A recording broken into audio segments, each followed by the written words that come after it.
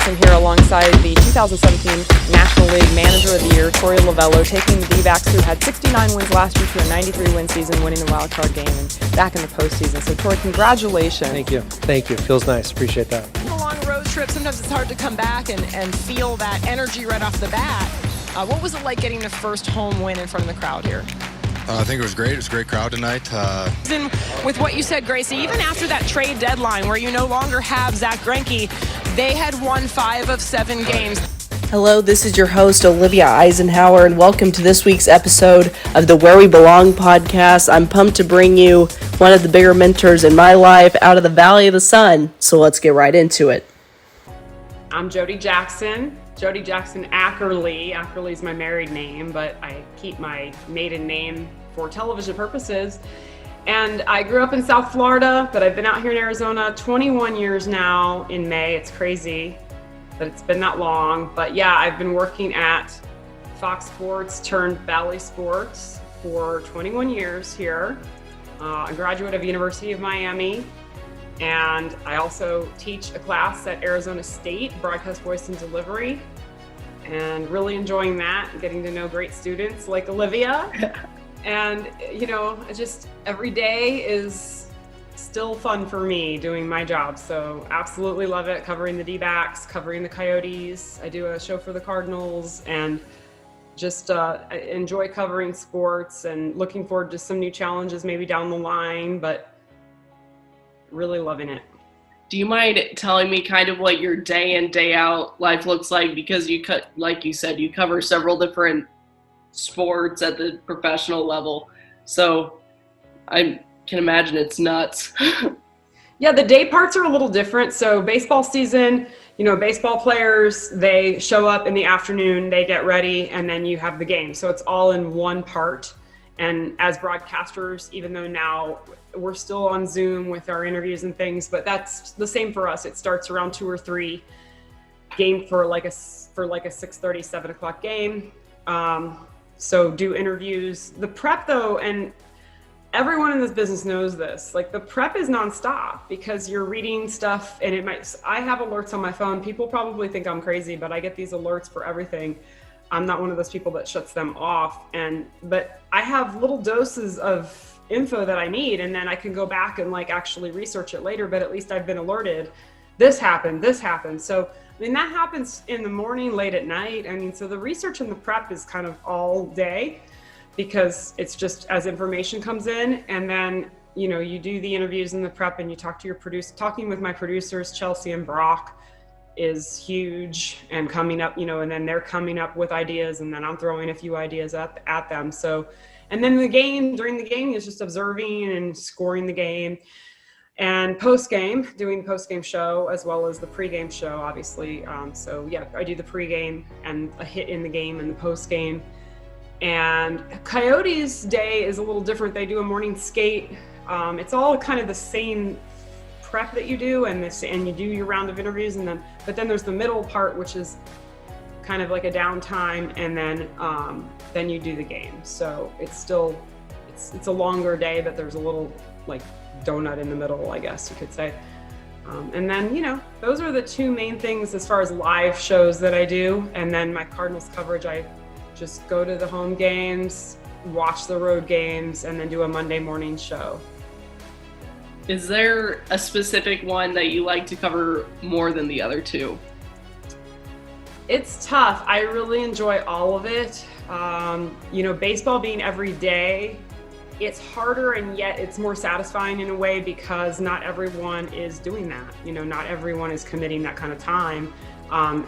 Even though now my schedule's lightened up a little bit, I have some breaks here and there, but so I'm not at the games every single day, but it's just baseball's this like soap opera situation, and to really cover it well, it's a bigger commitment than I think, you know, a lot of other sports, just because it's a lot of games. It's a lot of games. And so even if I'm not working a game, I'm keeping up on what happened and making notes about it, make a note of, hey, I need to ask about that next time, even though I wasn't there. So it's tough. I won't say I enjoy any one more, but the baseball is a little more rewarding in that if you do it well, I just think it's not harder, but just more of a commitment to it. So you kind of touched on, I know you have a son and a daughter, but with all of that taking up so much time, how do you find time to spend time with them and with your husband and dedicate time as a mom as well as everything you see on camera? Yeah, it's very hard not traveling because of the pandemic. While it is not ideal for covering teams, it has been nice for family purposes to be home more. And at least, there are some weekends, like the last couple of days that I just got through were one of those, I felt like a washing machine, right? You're in it and you just can't get out. Like you're gone early and you come home late and you really don't have any meaningful conversations with anyone. But at least I am in the same home with everybody. I am able to, maybe leave some groceries or leave a meal or something, or, do something nice for them. So it's been good. And then when I do have a chunk of time off, it's been, very nice to be able to hang with them and you just kind of catch up on. But, I guess the last year with the pandemic, I did, how would I put it? It's not like making up for lost time, I guess. Like you sort of, I've been away a lot and working a lot. And then you have that time that kind of allowed me to create that deeper bond with everybody that I wasn't able to for a while. So I'll take it, right? Like I'm back kind of with the crazy schedule, but at least I can say that I had that time with everybody. Do you think that after the pandemic, because yes, it's nice to have Zoom a lot of the time, but do you think it's ever going to go back to, I remember the first time I met you, I was at Paula Boven's sports broadcasting boot camp, and she was like, this is my friend Jody Jackson, and we were talking to the manager of the Diamondbacks in a press conference. Do you think it'll ever go back to that, or do you think it'll stay on Zoom for quite a while? That's a great question, Olivia, and we don't really know, although I am hopeful that it will either be later this season, but we're already 2 months into the season, so maybe it won't be something where just, everybody just says, okay. It's hard to believe I'm saying 2022, but yeah, it might be like a 2022, let's reboot. But I am hopeful that everything will come back to normal. Now, I don't know if we'll all gather in a clubhouse again, or, the locker room clubhouse. It may be something where now it's just going to be like media, a lot like college versus pro. You would know better than I how college is set up now, or was before the pandemic even. But that was always, even 20 years ago, it's like they would bring the athlete or the coach out to a spot, whether it's an interview room or just wherever, and you talk with them rather than, going into where, kind of their sacred area, which is the clubhouse, the locker room. And, a lot of media people look at me funny when I say that and say like, well, it's like, like we have a stake in that, like we own it. And like, I get it. The media, we've always been allowed to do that, but we really don't. I mean, they can do what they want. And if they want to change that, they can. And I really don't care as long as I get to talk to who I want to talk to, which right now it's like, I can request interviews, but it's just harder. Like, whereas before you would just go, you have your photographer, your microphone, and you can just go and find people and ask them questions. And now it's just about scheduling it, which can be a little bit harder. So I do look forward to a day where I can interview 4 or 5 people in a 2-hour period versus just one. Do you have a specific athlete that you like interviewing most? Well, gosh, these guys, I've known that this, being in baseball season right now, I mean, I have Diamondbacks fresh on the mind, and it's funny, we still interview a lot of them just over a headset or over Zoom. Carson Kelly of the Diamondbacks is always very insightful, former St. Louis Cardinal, kind of in that neck of the woods. I know. Yeah. The Diamondbacks recently picked up, they signed him in April, Josh Reddick, who's a veteran and has been with a number of teams, including a World Series champ with the Astros.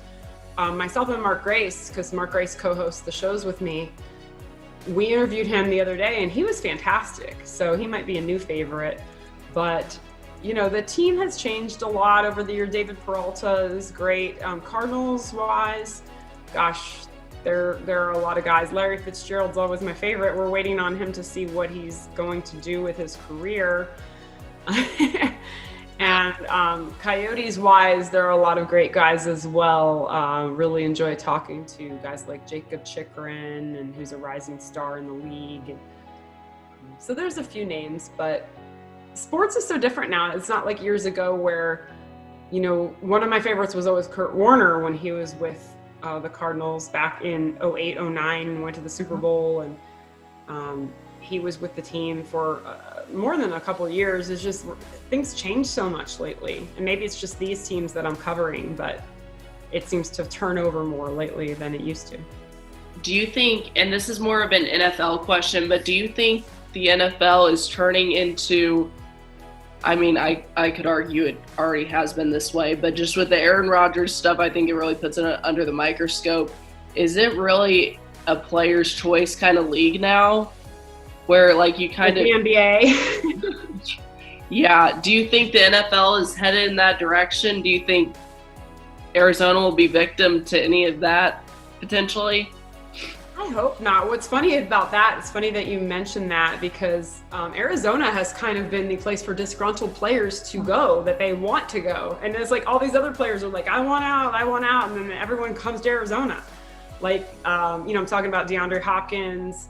JJ Watt, is a guy that just was on, the Texans have really kind of plucked a lot of Texans players, but it's become a place that people want to come. It's been that way for a little while, actually. And I don't know whether now it's with Kyler Murray as a rising star could be helping, but I don't know, I don't want to sound like I want to, shut the players down as far as their will to express themselves or any of that. But gosh, if, it is a little bit dangerous because, you sign a contract and, there are things and obligations and loyalties, but yeah, relationships change, and that's been going on for many years. We've seen guys not want to get drafted by a team and have to force that team to trade out of certain spots in the past. But that's tough when that happens. I hope it's just not the norm, of course. I don't even like it in the NBA, really. You'd like to say, hey, every organization has a good plan, every organization can successfully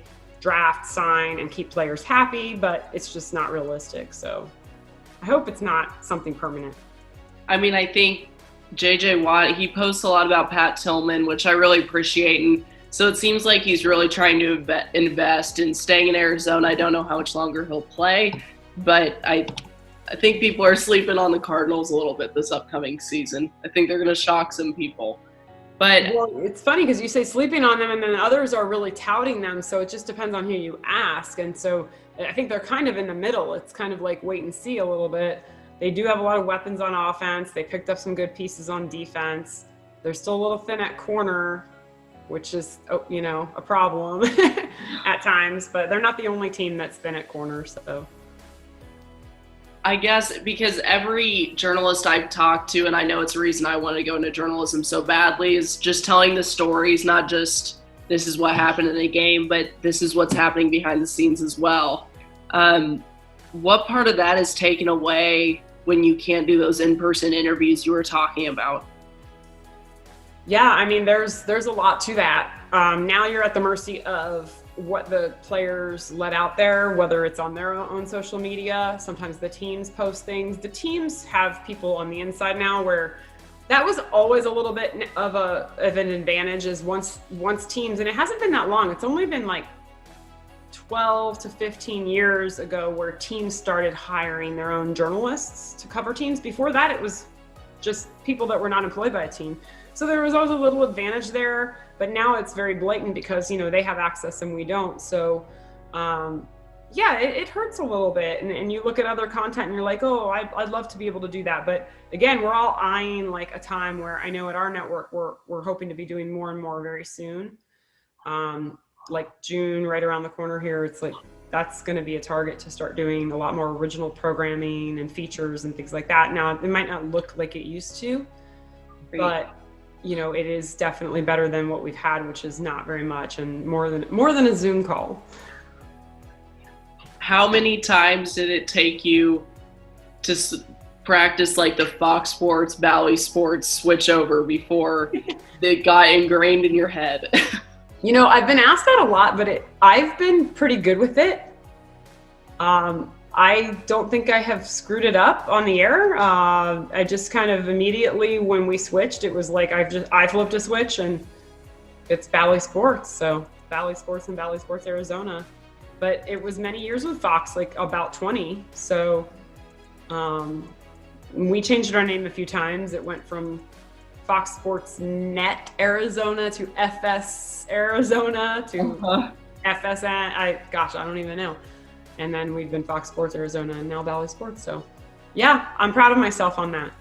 Do you know what the reasoning was behind such a dramatic name change? Like the names you mentioned before, I remember the FS Kansas City and growing up with the sports here, but that's a dramatic name change. Do you know why they did that?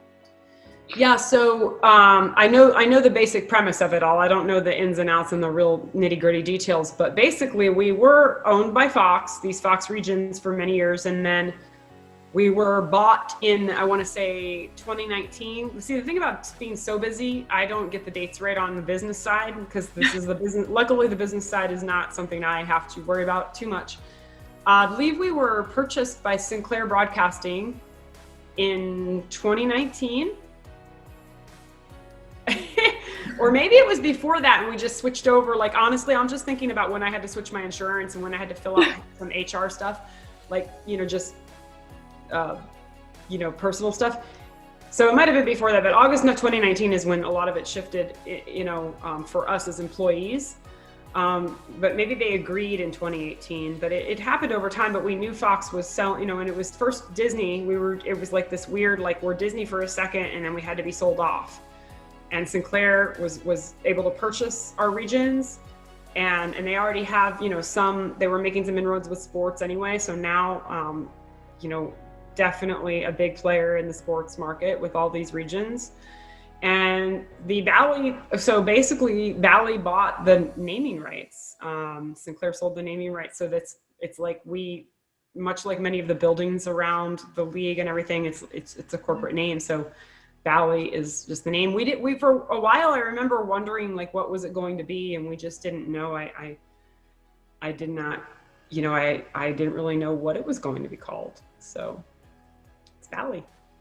Do you ever look at what you're doing? Because I look at your job and I'm like, oh my gosh, that's a dream. But knowing myself, I'm almost never satisfied with where I'm at. I feel like I need to keep going and keep moving forward. Do you ever face that kind of situation now?